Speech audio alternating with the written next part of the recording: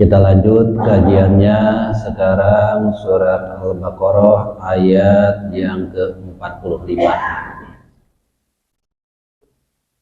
Allah Subhanahu wa taala berfirman, "Wasta'inu, mintalah pertolongan kepada Allah, bisobri, dengan sabar, wasolati, dan salat. Wa innaha, karena sesungguhnya salat, la kabiratun, yakin terasa berat, illa, kecuali alal khoshiin, bagi orang-orang yang khusyuk." Pertama kalimatnya wasta'inu, ay atlubu al-ma'unah, mencari pertolongan. Ana yang aunah, ya, atau ma'unah, aunan wa ma'unatan, yaitu pertolongan terhadap ala umurikum, terhadap urusan-urusan kita semua. Jadi kalau kita punya masalah terhadap urusan kita, keluarga kita, maka Allah Subhanahu wa taala memberi jalan. Silahkan minta tolong. Silahkan minta tolong. Cuma memang kalimahnya ini udah masuk ya sulasi majid. Wasta'inu, ista'ana yasta'inu. Asalnya ma'ana, ajwa, asalnya awana, ajwa, wawunya jadi alif, ana, ya'unu, tambahan hamzah sin dan ta, hamzah sin dan ta. Artinya apa? Litolak. Maka mufasir menjelaskan di sini, carilah pertolongan, karena marahnya memang tolak, ada usaha. Jadi kalau kita minta tolong itu ada usaha. Dan usahanya di sini oleh Allah Subhanahu wa taala langsung dikasih. Coba ya, kita punya masalah, langsung Allah ngasih solusi. Oleh Allah dikasih. Silahkan kalau kita punya masalah. Dengan apa kita minta tolongnya? Bisobri. Pertama dengan sobar. Apa sih sobar?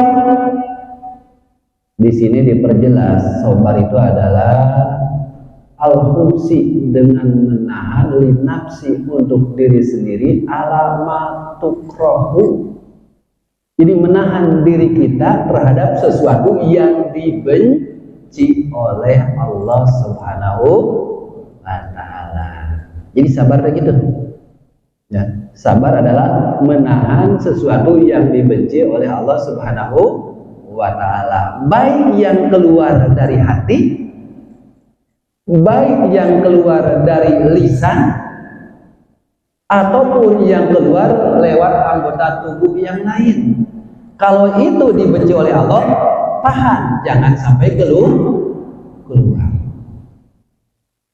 Karena kalau kita misalkan menemukan sesuatu yang tidak kita sukai, baik ketika taat, baik ketika ada ujian, menimpa ke kita tuh sesuatu yang kita tidak suka. Kadang hati ini ingin keluar sesuatu yang tidak baik, maka tahan, jangan sampai keluar. Kalau kita dicontohkan nih, ada yang membenci kepada kita, hati ingin bagaimana? Biasanya hati itu ingin keluar sesuatu yang buruk, mau mendoakan ya. Andaikan nggak ada orang, sikap lain cek hati teh, tahan, jangan sampai keluar. Itu yang tidak kelihatan, apalagi yang kelihatan, yang lewat mulut. Kita menerima ya perkataan-perkataan yang tidak baik. Bagaimana nih ingin mulut tuh? Biasanya mulut keluar ya bahasa perkataan yang tidak baik, maka tahan, jangan sampai keluar. Maka jelas di sini lebih kita pahami bahwa sabar itu adalah al-hubsu lin nafsi, menahan untuk diri kita sendiri ala ma terhadap sesuatu tukrohu yang dibenci. Insya Allah bisa ya. Kalau yang tidak dibenci mah nggak apa-apa, nggak perlu ditahan. Kita menemukan sesuatu perkataan yang tidak disukai oleh kita, keluar nih bahasanya, ya Allah mudah-mudahan besok lusa mendapatkan hidayah. Itu dibenci nggak tuh oleh Allah? Silahkan. Yang harus ditahan adalah sesuatu yang tidak baik. Kalau mukul kira-kira dibenci atau enggak? Kalau mukul dibenci, berarti tahan. Tuh anggota tubuh itulah disebut sobar. Fa'aksamu sobri, maka bagian-bagian dari sobar salah satu, ada 3. Jadi sabar itu terbagi di 3. Sobrun alal maksiyah, sobrun alal musibati. Pertama, sobar ketika dapat musibah. Mungkin kita dari dulu sampai sekarang pernah mendapatkan musibah. Mau musibahnya terhadap diri kita, terhadap harta kita, terhadap keluarga kita. Musibah terhadap diri mungkin dikasih penyakit. Musibah terhadap harta kehilangan. Terhadap keluarga ditinggalkan, misalkan meninggal. Itu adalah musibah. Nah, ketika mendapatkan itu, hati, lisan atau anggota tubuh itu biasanya ingin keluar bahasa yang tidak baik, ingin keluar perilaku yang tidak baik, ingin keluar perkataan-perkataan hati yang tidak baik. Maka tahan, jangan sampai keluar. Ya, jangan sampai keluar. Jadi kita dapat penyakit di hati dia, ya Allah, kenapa penyakit gak sembuh-sembuh? Nah, tidak sabar, bro. Ataupun di hati yang gak kelihatan orang lain, ya Allah, kenapa sih saya udah rajin ke masjid, ibadah rajin, baca Quran rajin, kenapa dikasih penyakit seperti ini? Nah, tetangga saya sholat kagak, baca Quran kagak, kok enggak dikasih penyakit seperti ini? Nah, yang kayak gitu kan rintihan yang seperti itu di hati orang lain gak tahu. Dikira mah ya sabar dia, padahal hatinya tidak. Maka yang bisa mengukur sabar adalah diri kita sendiri. Pantesan Allah ngasih cara cuma 2, sabar dan sholat. Kalau kita punya masalah dari sisi apapun, caranya 2, sholat. Cuma untuk sholatnya berat. Itu baru nahan ketika ada musibah. Yang kedua, wa sabrun ala dawamit taati. Kedua itu sabar ketika diharapkan terus-menerus taat. Kalau Imam Ghazali nyebutnya sabar di dalam taat. Jadi kalau taatnya perlu sabar. Bangun malam untuk sholat tahajud perlu sabar, berjamaah di masjid perlu sabar, taklim perlu sabar. Jadi ketika taatnya perlu sabar. Kenapa ketaatan perlu sabar? Karena mungkin di hati, di lisan atau anggota tubuh ingin keluar sesuatu yang tidak baik, dibenci oleh Allah. Kita melakukan ibadah ketaatan ingin dilihat oleh orang lain. Yang di hati ada tuh misalkan seperti itu, kan itu dibenci oleh Allah. Tahan, jangan sampai keluar. Itulah kesabaran di dalam ketaatan. Kalau kita ingin bangun malam, mungkin kondisinya bisa lagi semangat, bahkan bisa kondisinya lagi malas. Ketika lagi malas, bangun tuh jam 2, jam 2:30, bagaimana tuh mata? Bagaimana hati, bagaimana badan? Biasanya keluar sesuatu yang tidak baik. baik, mata udah melek, ingin merem lagi. Bahkan dari hati mungkin ada perasaan, nanti setengah jam lagi, udah baru jam 2:30, cek hati. Gitu enggak biasanya? Nah, berarti belum sobar di dalam bahkan kalau melihat hikam bahasa yang kayak gitu kan disebut ro'ona, orang yang blon. Kenapa orang blon? Karena berkeyakinan setengah jam lagi bisa bangun, padahal belum tentu. Nah, ini kesabaran dalam ketaatan perlu kita pupuk. Ketika mau taklim seperti ini perlu kesabaran. Kenapa? Hawa supaya nggak berangkat itu lumayan besar. Udah capek kerja, sekarang jadwal kajian poe Jumat itu karena kamari. Nah, ingin sesuatu keluar yang tidak baik, tahan jangan sampai keluar. Sobar dalam tuh sobar yang kedua. Yang ketiganya wa sabrun anil ma'asi, dan sobar ketika meninggalkan maksiat. Jadi kalau kita meninggalkan maksiat pun perlu sobar. Kenapa? Karena hati lisan kadang ingin melakukan, melakukan. Lah untuk bapak-bapak mungkin anggota tubuh tangan, kaki, mata udah terlihat, udah mulai bisa jaga. Misal ini lisan agak berat, tapi bisa juga jaga. Tapi kadang hati, karena hati nggak ketahuan sama orang lain, ingin keluar tuh ketika ada sesuatu, ada maksiatnya, hati ingin keluar. Maka tahan, jangan sampai keluar sesuatu yang tidak baik. Maka di sini kalau dilihat dengan pembagian sobar ada 3. Sobar ketika ada musibah, sobar ketika taat, dan sobar ketika meninggalkan maksiat. Kira-kira dengan menahan hati, lisan, dan perbuatan kita udah termasuk orang yang sobar apa belum? Yang bisa jawab diri sendiri. Soalnya bisa jadi kejadian, lisan bisa terjaga, anggota tubuh yang terlihat bisa terjaga, tapi kalau hati,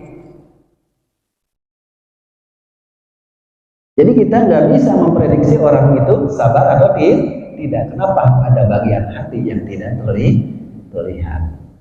Kayak gini untuk kita. Dan itulah sobar itu berat. Kenapa? Hati itu bisa berubah dalam 1 detik. Hati masa sekarang iya, bisa detik berikutnya bisa tidak. Maka mudah-mudahan kita terus-menerus bisa belajar untuk menjadi orang yang sobar. Kenapa? Ketika kita bisa sabar, udah 1 tahapan, kita mudah diberi pertolongan oleh Allah Subhanahu wa Ta'ala. Nah itu, insya Allah ya bisa dipahami nih. Kemudian berikutnya, setelah bisobri washolati, dan sholat. Dengan adanya waw atau waw.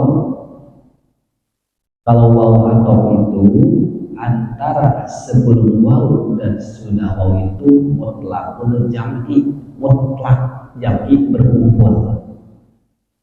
Oh berarti dua-duanya harus dijalani. Nggak bisa dia sabar tapi sholatnya nggak diperhatikan.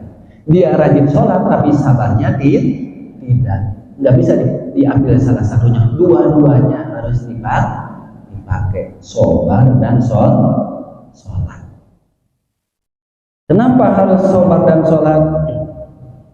Karena ada hadis ya, hadisnya hadis hasan riwayat Imam Ahmad dalam kitab hadisnya yang kelima halaman 338, dan juga riwayat Imam Abu Dawud yang bunyinya qala Rasulullah sallallahu alaihi wasallam, ana sallallahu alaihi wasallam idza hajabahu amrun badiru ila sholat. ketika menimpa sebuah urusan yang berat, maka Rasul badiru ila sholat, bersegera untuk melaksanakan sholat. Jadi kalau ada suatu urusan yang berat, cepat-cepat lakukan sholat. Dengan hadis tersebut berarti ayat ini pun bagi kita, kalau menemukan sesuatu masalah dalam kehidupan kita, coba lakukan dua hal ini, sabar dan sholat.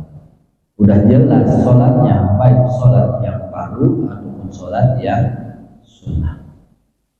Itu dua jalan yang Allah berikan kepada kita. Bahkan di sini makna sabarnya pun bisa juga dimanakan, ya. Udah yang berikutnya, makna sabarnya pun bisa dimanakan dengan bahasa saum. Jadi bisa dengan sabar, sikap sabar dengan sholat. Berikutnya sabar diartikan saum dan sholat. Berarti bagi kita bagaimana pakai oleh kita mah tiga-tiganya, sikap sabarnya, saumnya, sholatnya. Oh, kenapa bisa diartikan saum juga? Karena Rasul pernah bersabda juga, syahrul Ramadan syahrul sobar, bulan Ramadan bulan sobar. Karena sobar juga kan dengan bahasa menahan. Ketika menahan puasa bisa memecahkan syahwat. Maka silahkan bagi kita pakai itu tiga-tiganya dari dua pendapat tadi. Kalau digabung, sikap sabarnya juga penuhi dengan tadi pendapat yang pertama, ditambah sholat.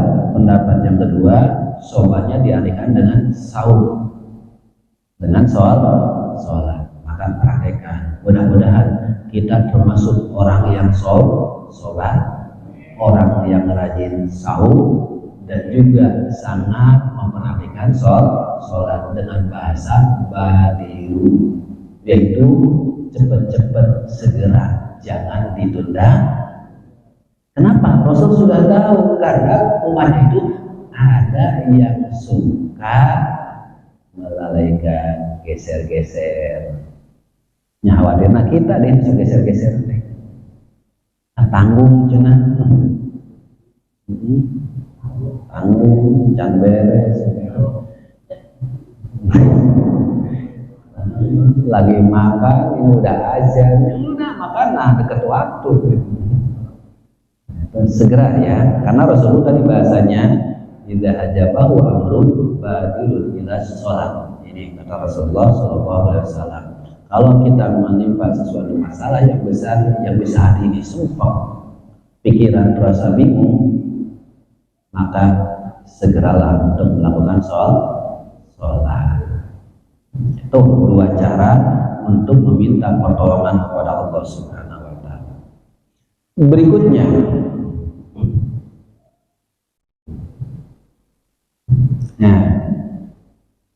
sebelum dilanjut ada sedikit lagi nih.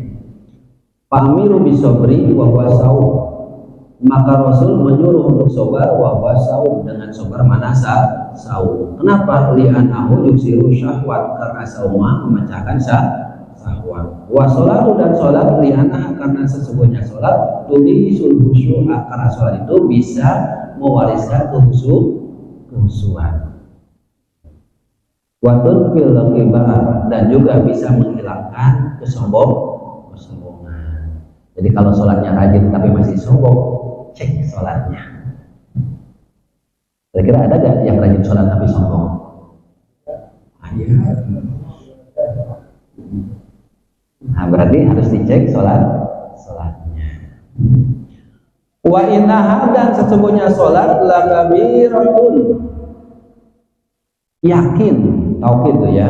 Udah awalnya inna, sesungguhnya ada taukid, hanya rojinya kepada sholat pakai lam deh, lakabiratun, yakin, terasa sakilatun, terasa berat.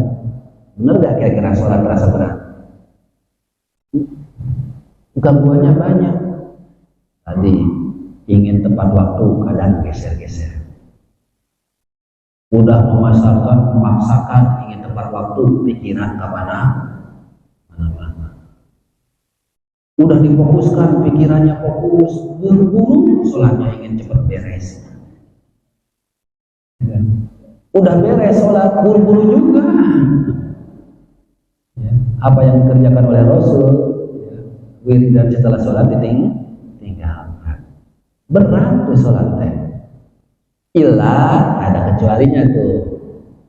Alal khoshi'in, kecuali bagi orang-orang yang khusyuk. Yang khusyuknya khusyuk bagaimana di sini? Sakinina ila ta'ati, yang dia tentram ketika dalam ketaatan. Jadi kalau kita di luar sholatnya, kalau taatnya tentram, enggak terpaksa, bukan karena yang lain, lillahi ta'ala, itulah orang khusyuk. Jadi di sini khusyuknya bukan khusyuk di dalam sholat, tapi khusyuknya yang di luar sholat. Nah, kita udah termasuk orang yang khusyuk gak ya di luar sholatnya? Jadi kalau ada ibadah teh ingin buru-buru dijalankan, ketika menjalankannya terasa nyaman, tenang, tentram. Jadi kalau mau baca Quran, ingin cepet-cepet baca Quran. Kalau udah baca, ingin lama-lama gitu ya. Kan biasanya mah kalau baca Quran ada tuh ya yang curhat, sering dibuka lama banget sih. Mau baca satu surat saja dibuka lama banget baru ayat sekian. Nah itu belum tenang, belum tentram di dalam ketaatan. Nah kita kejar juga. Ketika kita taat kepada Allah Subhanahu Wa Taala, diharapkan kita tuh melakukannya dengan ketenangan, ketentraman. Sebagaimana lah kalau kita makan makanan yang kita sukai, ya kan? Yang kita sukai kan, kalau badan sehat, enak ya. Jangan-jangan dengan makanan yang enak, tempe anget, pakai cabai, udah enak. Apalagi misalkan dengan pepes ikan, enak kan? Biasa gak kalau kita makan dengan tadi makanan enak, lalapannya ada, bakar ikannya ada, pepes ikannya, pengen tambah lagi gak? Tambah. Terus kalau lagi sakit, lauk pauknya masih sama, kira-kira pengen tambah lagi gak? Nggak, pahit cucuk enaknya. Berarti ketika kita ibadah, udah beres ibadah sahur, ingin lagi ibadah sholat malam, ingin lagi baca Quran, hati lagi sehat. Ini kalau udah sahur berat, berarti hatinya lagi nggak mau nambah. Kira-kira ada yang sakit hatinya? Nah itu ya. Iya kan?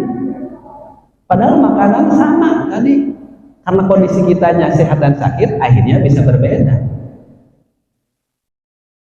Padahal pepes ikan masih ada, bakar ikan ada, lalapan ada, badan kurang sehat, nggak mau. Badan lagi sehat mau nambah lagi, berarti hati kalau lagi sakit gitu, ibadahnya males. Terus bagaimana solusinya? Kalau perasaan udah nyampe seperti itu, perhatikan sholat-sholat yang wajib, perhatikan ibadah-ibadah yang wajib. Solusinya seperti itu. Khawatir kita sholat tapi tadi pikiran kemana-mana, kita sholat tapi waktunya kita geser, kita sholat yang penting melepaskan kewajiban, khawatir seperti itu.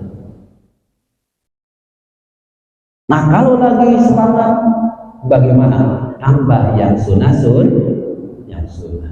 Nah tadi kalau badan lagi sehat, nambah lagi, bahkan udah kenyang pun beres, nasi udah beres, ada pepesnya, itu sampai kepala ikan dihabisin. Artinya kalau hati lagi sehat, silakan perbanyak ibadah supaya kita menjadi orang yang khusyuk di luar sholat. Artinya tenang, tentram ketika taat. Nah, bagaimana supaya kita menjadi benar-benar khusyuk seperti tadi? Ada kriteria orang khusyuk itu. Dijelaskan di ayat yang berikutnya, 46. Siapa sih orang yang khusyuk? Alladzina, yaitu orang-orang yadununa ay yuqinuna, orang yang yakin. Terus pakai fi'il mudhari. Berarti istimror, keyakinannya terus menerus, bukan yakin di awal doang, tengah-tengahnya enggak yakin. Atau yakin di awal, ujungnya enggak yakin. Tapi kalau yadununa istimror, yakinnya terus menerus. Yakinnya bagaimana? Annahum, sesungguhnya mereka mulaqu rabbihim. Mereka yakin akan bertemu dengan Allah. Bagaimana bertemu dengan Allah? Bil ba'si. Yakin nanti ada hari kebangkitan, dan juga wa annahum, dan sesungguhnya mereka itu yakin ilaihi raji'un, kembali kepada Allah. Kalau yakin kita akan bertemu dengan Allah, pasti akan mempersiapkan amal-amal baik. Yakin kita akan kembali kepada Allah? Yakin akan bertemu dengan Allah? Yakin itu dibuktikan dengan amal, bukan di hati diri doang. Cuma ngomong yakin sekarang, beres ngaji musuh. Jadi kalau yakin, buktikan setelah ini amal kita apa. Ini keyakinan itu harus ada perbuatannya. Mana bentuk keyakinan kita akan bertemu dengan Allah? Kalau yakin kita akan bertemu dengan orang yang dihormati, kan persiapannya ada. Kadang baju ingin ganti baju yang bagus, minyak pun kadang ingin beli lagi minyak yang bagus, tampilan udah gini, udah gitu, karena akan bertemu. Ini bertemu dengan orang. Coba bapak dulu waktu awal mula bertemu dengan calon istri bagaimana? Ada persiapan enggak? Ada? Sepatu pinjem. Ada persiapan, kan bukti itu keyakinan akan bertemu. Bapak pernah bertemu dengan pejabat, misalkan pejabat yang memang tingkatannya udah lebih tinggi, misalkan dengan bupati atau gubernur atau presiden. Ada persiapan nggak kira-kira? Ada persiapan. Itu baru ingin bertemu dengan manusia, ingin bertemu dengan Allah. Mana buktinya? Kalau yakin kita akan bertemu dengan Allah, kok kenapa malas baca Quran? Kok kenapa kita sholat fardu saja kita geser-geser? Mana bukti yakinnya? Inilah yang harus dimunculkan secara perbuatan. Itulah orang yang khusyuk. Mudah-mudahan kita termasuk ya bagian dari orang-orang yang khusyuk. Amin. Amal. Amin plus amal. Si aminnya doang amin, usahanya nggak ada. Amin tuh ya usahanya amal. Aminnya ada, berdoa. Kan doa dan ini mana amalnya, sehingga insya Allah kalau amin kita diingin dengan perbuatan, kita akan menjadi orang yang mudah ditolong oleh Allah Subhanahu wa Ta'ala. Ingin kan kita dimudahkan ditolong oleh Allah? Kita kalau ditolong oleh manusia dan harapan ingin tolong manusia, banyak kecewa. Yang awalnya iya saja bisa tidak. Tapi kalau Allah sudah menolong, ketika orang-orang manusia menjegal semua, tetap Allah bisa memberikan pertolongan. La mani'a lima a'toita. Tidak ada yang bisa menghalangi lima a'toita ketika Allah akan memberikan pertolongan, memberikan sesuatu. Wa namudiya lima manata. Dan enggak ada yang bisa memberi kalau Allah tidak memberi. Siapa sih manusia gitu kan? Nah, ini diharapkan kita menjadi orang-orang yang benar-benar yakin, terus menerus yakin bertemu dengan Allah, yakin kita semua akan kembali kepada Allah, tapi dengan ada usaha.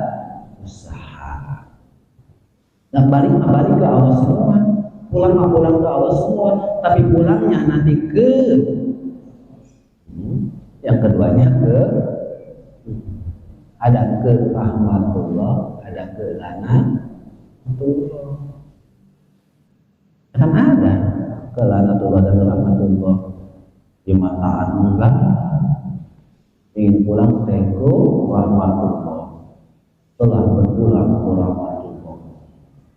Inna lillahi wa inna ilaihi raji'un, telah berpulang ke lanatullah. Fil akhirati fayuzaji, pulang ke akhirat maka Allah akan memberikan balasan baik nikmat ataupun balasan baik siksa, tergantung amal.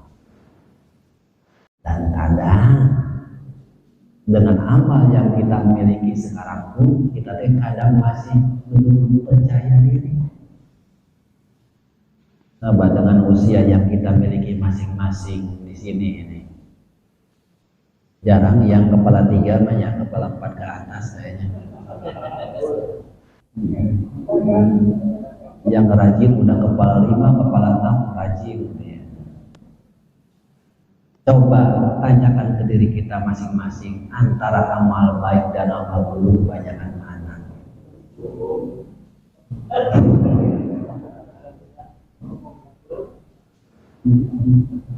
Maka harapan kita apa? Husnul khotimah di ujungnya dalam kebaikan. Ngandelin amal itu masih jauh. Tapi ingin husnul khotimah bagaimana? Maka usaha kita harus maksimal. Banyak kesempatan yang Allah berikan. Di Ramadan ada kesempatan untuk bisa amal memudahnya. Tapi kadang rintangannya berat. Ingin mendapatkan ibadah yang senilai dengan 84 tahun berat. Usia saja belum tentu nyampe 84 tahun. Ini bisa mengimbangi usia segitu. Tapi kan berat. Kenapa berat? Istri udah ngajak mudik, ya kan? Enggak Pak, umur lagi itu ya. Itu berat. Kadang udah capek, udah lemas dan lain sebagainya. Itu tuh ya pesan dari Allah Subhanahu wa taala yang mudah-mudahan kita bisa untuk menjadi orang-orang yang diberi pertolongan oleh Allah dengan mudah. Kuncinya sabar dan sabar. Karena di sini wastainu itu adalah khitab lil muslimin. Sebagiannya menyebut khitab bagi orang-orang yang Islam. Walaupun ada yang menyebut khitabnya adalah untuk orang Yahudi.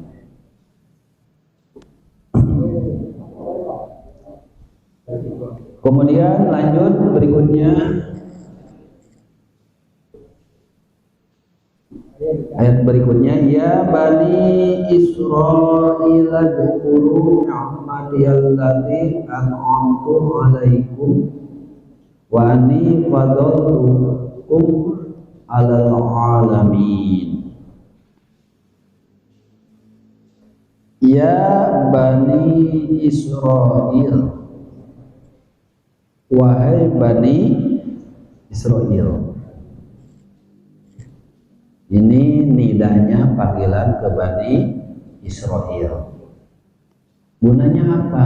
Peringatan bagi kita juga, ibrah, pelajaran bagi kita juga. Kenapa? Di sini Allah akan memberikan penjelasan bahwa dulu Bani Israel itu banyak diberikan nikmat. Dan walaupun banyak diberikan nikmat, ternyata sikap perilakunya malah tidak taat kepada Allah. Akhirnya oleh Allah bagaimana? Diajak, disiksa, bahkan diancam ya nanti di akhirat dengan siksaan Allah. Pelajaran bagi kita, berarti kalau kita banyak dikasih nikmat oleh Allah kemudian tidak taat, nah kesimpulannya akan sama seperti Bani Israil. Wahai Bani Israel, uzkuru, ingatlah oleh kalian semua nikmat-nikmat aku, nikmat-nikmat Allah allati an'amtu alaikum, yang telah aku berikan kepada kalian. Ingat nikmat-nikmat yang sudah diberikan. Bagaimana dulu nikmatnya? Kalau kita perhatikan di awal saja, di zaman Nabi Musa dengan Firaunnya, ketika nyebrang lautan, dipukul lautan, kemudian bisa nyebrang sampai di sana, kira-kira itu nikmat bukan? Selamat dari kejaran Firaun. Nikmat. Tapi nyatanya kenikmatannya itu dari dulu ya gitu sikapnya. Tinggalkan 40 hari saja langsung menyembah. Nah, kemudian ketika ingin makanan dikasih mana wa salwa. Mana salwa, makanan yang mudah didapatkan tapi khasiatnya begitu banyak dikasih. Haus, pukul batu terpecah 12 mata air. Kontannya nyeberang lautan. Kalau orang zaman sekarang akibat beriman kepada Allah nyeberang ragasi, nggak lewat jembatan, lewat air, kira-kira akan tambah iman apa enggak ya kira-kira? Ketika iman secara logika harusnya tambah iman. Mau ke masjid lagi hujan, yang lain pakai payung, dia enggak kehujanan. Kira-kira gimana tuh? Itu kan sebuah nikmat. Misalkan ada makanan lapar, ada haus ngetrok batu, itu nikmat yang sangat besar. Tetapi bersyukur apa tidak? Padahal di sini gambarannya bersyukurnya sederhana. Bisyukri alaiha bitoati, syukur kepada Allah dengan taat kepada Allah, ngikuti Nabi Muhammad. Nikmat udah begitu banyak, Nabi Muhammad ada, tinggal ikuti. Itu adalah balasan ketika syukur. Allah cukup seperti itu. Tetapi nyatanya malah semakin jauh. Berarti kita pun ketika dikasih nikmat-nikmat oleh Allah Subhanahu wa taala, diri dengan kesehatannya, keselamatannya, harta misalkan, tinggal apa? Tinggal taat kepada Allah, ikuti perintah Allah. Itulah syukur. Setiap apapun yang kita dapatkan, naik jabatan bersyukur, apa dengan jabatannya semakin tepat. Dikasih rezeki, jualan lancar, banyak rezeki, pakai hasilnya untuk taat kepada Allah. Kebeli mobil, pakai mobilnya untuk taat. Kalau kumpulnya di rumah itu tahadus binikmah, menceritakan nikmat. Alhamdulillah kebeli mobil itu ya, itu mah tahadus binikmah. Syukurnya apa? Pakai untuk ketaatan kepada Allah Subhanahu wa taala. Nah, itu nikmat yang Allah berikan dulu kepada Israel, tapi mereka tidak bersyukur. Bahkan di sini dijelaskan oleh Allah, ya, mulai dicerita Bani Israel di zaman Nabi Muhammad. Wa ani fadaltukum, dan sesungguhnya aku tuh mengunggulkan kalian. Ini kan Bani Israel zaman Nabi Muhammad. Maksudnya mengunggulkan kalian adalah abaikum, bapak-bapakmu, nenek moyangmu. Berarti tadi yang di zaman Nabi Musa alaihi salam. Tuh lihat, diunggulkan alal alamin. Nah, alal alaminnya di sini bukan seluruh alam. Maksud alal alamin di sini adalah pada zaman waktu itu. Karena yang paling mulia itu adalah umatnya Nabi Muhammad. Ini kan bahasanya alal alamin ya. Jadi bukan seluruh alam. Kalau diartikan seluruh alam berarti yang paling mulia adalah dulu Bani Israil, bukan. Kenapa? Karena nanti di dalam ayat ada wa kuntum khairu umatin. Kalian adalah umat yang terbaik. Berarti umat terbaik tetap umatnya Nabi Muhammad. Oh, di sini adalah padani padal tukum alal alamin, itu pada zaman waktu itu. Sebut alal alaminnya. Jadi enggak alamin seluruh alam. Alamin ini adalah alami zamanihim. Semesta alam zamannya waktu itu.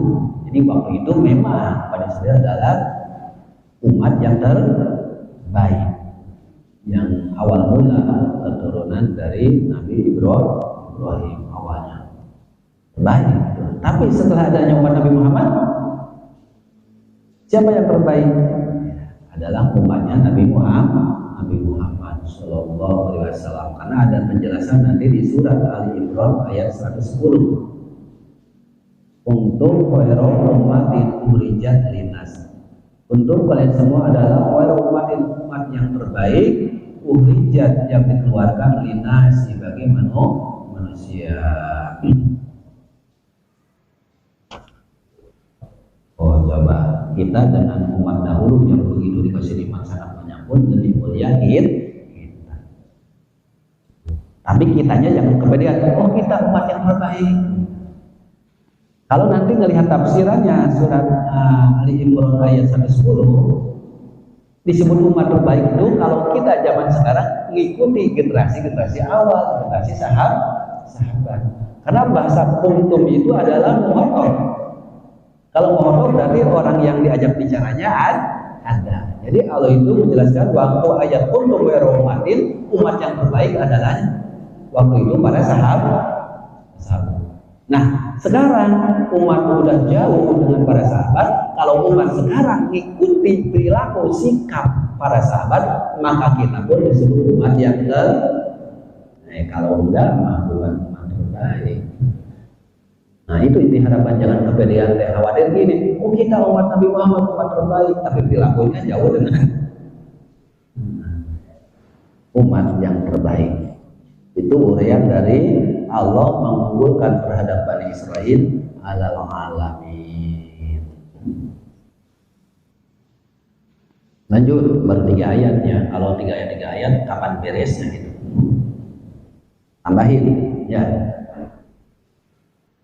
Wattaqu, dan bertakwalah, takutlah yauman, pada suatu hari. Jadi zorof ya, keterangan waktu. Lataji ya, tidak bisa mencukupkan nafsun, jiwa seseorang, an-nafsi, yang terhadap jiwa yang lain, syai'an, sedikit pun. Kapan nih kira-kira? Nanti ya, di akhirat. Maf'ulun bihi wa laysa dzarfan. Oh, ini maf'ul bukan dzarf. Li'an al-haub waqi'un 'alal yaum la fil yaum. Jadi di sini saya maaf tadi salah ya, belum baca tafsirannya. Ternyata yauman itu bukan dzarf tapi maf'ul, ada penjelasannya. Takutlah pada suatu hari. Nah, yaumannya itu nakiro. Kalau nakiro belum jelas waktunya kapan. Beda misalkan dengan al-yauma. Kalau ada alif lam ma'rifat berarti waktunya udah tentu. Tapi kalau yauman, dari Allah saja gambaran, nggak akan ada yang tahu hari itu datang kapan. Ya, mau perkirakan berapa tahun deh, karena usianya 1.500. 1.500 saya nanti 1.400 kedendai. Mana cina tadi amal masih, ibadah masih. Maka dari sini dengan bahasa ya, takutlah, bertakwalah. Ya, dari bahasa takwa berarti harus ada ketakutan. Suatu hari nanti bisa seseorang itu tidak bisa memberikan sesuatu kebaikan kepada orang lain. Itu wahwa yaumul kiamat. Ketika kiamat nggak bisa saling tolong, nggak bisa saling tolong menolong. Kapan tuh yauman itu? Bahwa yaumul kiamat. Jadi maksud seseorang terhadap seseorang yang lainnya gini, mukmin ke kafir. Jadi bukan nggak bisa seseorang menolong kepada orang yang lain. Karena nanti kita lihat dengan ayat yang lain. Kalau di sini kan dibacanya pada suatu hari nanti tidak bisa memberikan pertolongan seseorang kepada seorang yang lain. Wala yuqbalu minha syafaatun, dan tidak diterimanya syafaat. Pamalana minasyafiin, dan tidaklah kecuali aku yang bisa memberikan syafaat. Nah, ini maksudnya itu bukan secara umum orang tidak bisa memberikan syafaat. Kalau melihat uraiannya, tafsirannya, yang tidak bisa memberi syafaat itu adalah ketika mukmin kepada kafir, atau kebalikannya kafir kepada mukmin. Tapi kalau mukmin kepada mukmin bisa gak? Bisa. Ini khawatir gitu. Tuh ayatnya ge cenah itu bisa memberikan syafaat, maka tuh kudu minta tolonglah ke orang gitu. Khawatir seperti itu. Minha syafaatun ay an-nafsul mu'minah. Jiwa orang yang beriman la tuqbalu syafaatuha fi nafsil kafiro. Tidak bisa menerima syafaatnya di jiwa orang yang kafir. Tapi kalau mukmin ke mukmin bisa ketika Allah mengizinkan. Kenapa? Karena kita bisa lihat di dalam surat Toha, surat 20 ayat 109. Di sana ada bahasa illa man adzina lahu. Syafaat itu iya tiada, tetapi ketika Allah memberikan izin. Jadi kalau Allah kasih izin, Rasulullah dikasih izin, maka Rasul bisa memberikan syafaat. Bisa gak? Anak yang soleh bisa gak memberikan pertolongan? Bisa. Anak soleh itu, bahkan anak soleh itu di pintu surga sampai berdiam diri dulu, disuruh oleh Allah masuk surga, nggak mau. Lam adhulal jannata, aku nggak mau masuk surga hatta yatianaka abana wa mamana. Aku nggak mau masuk surga sampai didatangkan kepadaku ibu dan bapakku. Berarti kan bisa memberikan pertolongan kalau kepada mukmin.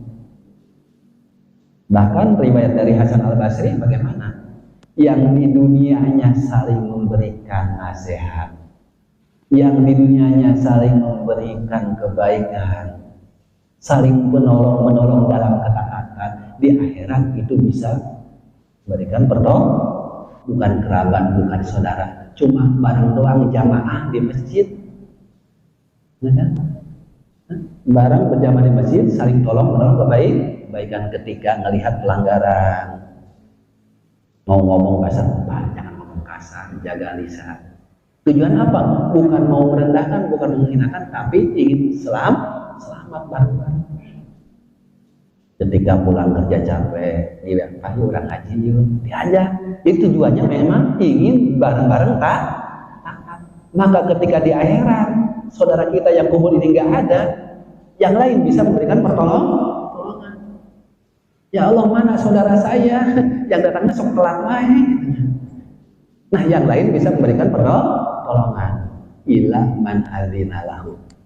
Itu adalah orang yang bisa dikasih izin oleh Allah. Maka kita bareng-bareng di dunia ini taat pada Allah, supaya nanti di akhirat pun bisa saling menolong,